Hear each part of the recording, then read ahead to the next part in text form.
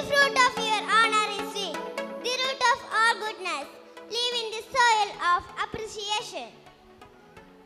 I would like to invite our corporate manager, Reverend Sister Maria Rashmi CSE, to honor our LSS and DCL scholarship winners.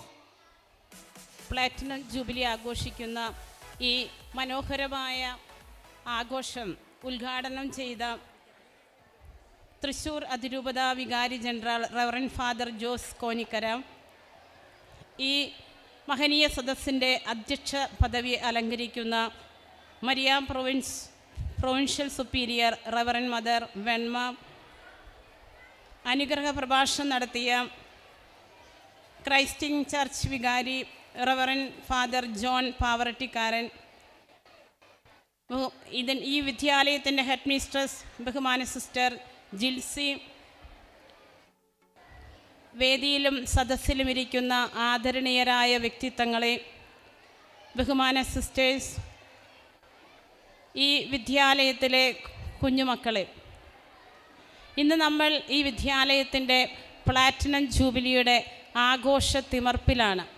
വർണ്ണങ്ങളാർന്ന ലൈറ്റുകളും വർണ്ണങ്ങളാകുന്ന പുഷ്പങ്ങളൊക്കെ അലങ്കരിച്ച് കുട്ടികളൊക്കെ വർണ്ണശോഭളമായ വസ്ത്രങ്ങളൊക്കെ അണിഞ്ഞ് വളരെ മനോഹരമായ ഒരു വേദി. ഈ വിദ്യാലയം എന്നും വടക്കാഞ്ചേരി സബ് ജില്ലയിൽ ഒരു തിളക്കമാർന്ന വിദ്യാലയമാണ്.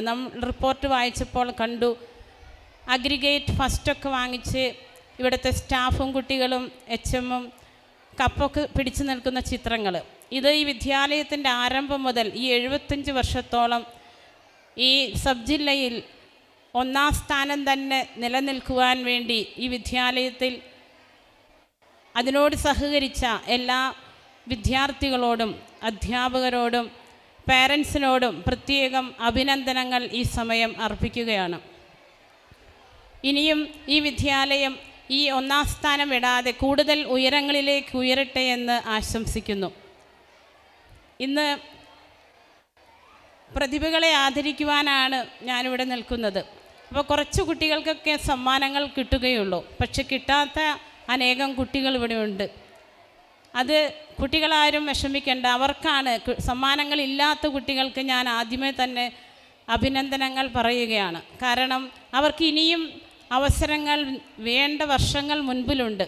അപ്പോൾ നിങ്ങൾ ഇനിയും നന്നായി പഠിച്ച് നന്നായി കളിച്ച് നല്ല സ്വഭാവത്തിലുള്ള കുട്ടികളായി വളർന്ന് നല്ല ഭക്ഷണം കഴിച്ച് അങ്ങനെ സമ്മാനങ്ങൾ കരസ്ഥമാക്കാൻ നിങ്ങൾക്ക് അവസരങ്ങളുണ്ട്. അപ്പോൾ നിങ്ങൾ അതിനു വേണ്ടി പരിശ്രമിക്കണം.